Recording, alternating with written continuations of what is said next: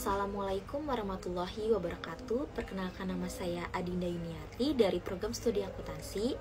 Di sini saya akan memaparkan materi tentang perkembangan usaha kecil dan koperasi untuk memenuhi tugas 2 sebelum ujian. Langsung saja untuk pembahasan yang pertama, yaitu ada definisi dan manfaat dari usaha kecil dan koperasi. Nah, definisinya sendiri yaitu usaha yang dikelola oleh sekelompok orang dengan skala yang paling kecil, baik dalam hal modal, jumlah tenaga kerja, maupun kapasitas produksi. Nah, manfaatnya itu untuk meningkatkan ekonomi lokal, pemberdayaan masyarakat, dan peningkatan kesejahteraan. Untuk pembahasan yang kedua, ada tantangan utama dalam perkembangan usaha kecil dan koperasi, yaitu ada 4. Yang pertama itu keterbatasan akses modal, seperti banyaknya usaha dan koperasi, kesulitan untuk memperoleh pembiayaan atau pinjaman dengan bunga yang wajar. Yang kedua itu ada keterbatasan pengetahuan dan keterampilan manajerial, seperti kurangnya kemampuan dalam mengelola usaha, terutama dalam hal keuangan dan pemasaran. Yang ketiga itu persaingan dengan usaha besar, seperti usaha kecil sering kalah bersaing dengan perusahaan besar yang memiliki sumber daya lebih. Nah, yang keempat itu ada keterbatasan akses pasar, seperti kesulitan dalam memperluas jangkauan pasar karena terbatasnya jaringan dan pemasaran. Selanjutnya, pembahasan tentang peranan pemerintah dalam mendukung usaha kecil dan koperasi. Ada 3, yang pertama itu regulasi dan kebijakan pro-bisnis, yaitu pemerintah dapat menciptakan kebijakan yang mempermudah pendirian dan operasional usaha kecil ataupun koperasi, seperti peraturan pajak yang menguntungkan dan pengurangan hambatan regulasi.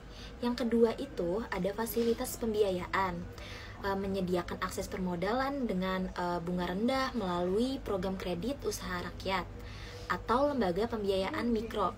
Yang ketiga itu pelatihan dan pengembangan, menyediakan program pelatihan keterampilan, manajerial, dan teknologi untuk meningkatkan kompetensi pelaku usaha kecil dan koperasi. Pembahasan selanjutnya tentang inovasi dan kreativitas bisa menjadi kunci keberhasilan usaha kecil dan koperasi. Ada 3, yang pertama itu inovasi produk, yang kedua itu inovasi proses, dan yang ketiga itu kreativitas dalam pemasaran.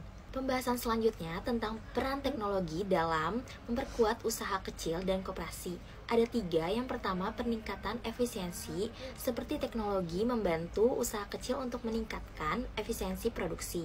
Yang kedua, akses ke pasar lain, seperti internet dan e-commerce memungkinkan usaha kecil untuk memasarkan produk mereka ke pasar yang lebih luas. Yang ketiga itu peningkatan manajemen, seperti teknologi informasi, perangkat lunak, akuntansi, dan manajemen investasi membantu usaha kecil dalam mengelola koperasi. Pembahasan selanjutnya tentang pengembangan sumber daya manusia di usaha kecil dan koperasi. Ada 3 juga, yang pertama itu pelatihan dan pendidikan, seperti meningkatkan keterampilan dan manajerial. Yang kedua itu peningkatan kesejahteraan karyawan, seperti memberikan insentif dan kondisi kerja yang baik. Nah, yang ketiga itu meningkatkan kepemimpinan, seperti pelatihan bagi pengurus koperasi atau pemilik usaha kecil. Pembahasan selanjutnya tentang akses permodalan bagi usaha kecil dan koperasi ada 3. Yang pertama itu kredit mikro, menyediakan kredit dengan bunga rendah untuk usaha kecil yang kesulitan mendapatkan pembiayaan dari bank konvensional. Yang kedua itu investor atau crowdfunding, melibatkan investor atau menggunakan platform sebagai alternatif sumber dana. Yang ketiga itu kemitraan dan kerjasama, membangun kemitraan dengan lembaga keuangan atau perusahaan besar yang bisa membantu usaha kecil dan koperasi. Pembahasan selanjutnya tentang kolaborasi dan kemitraan untuk pertumbuhan usaha kecil dan koperasi.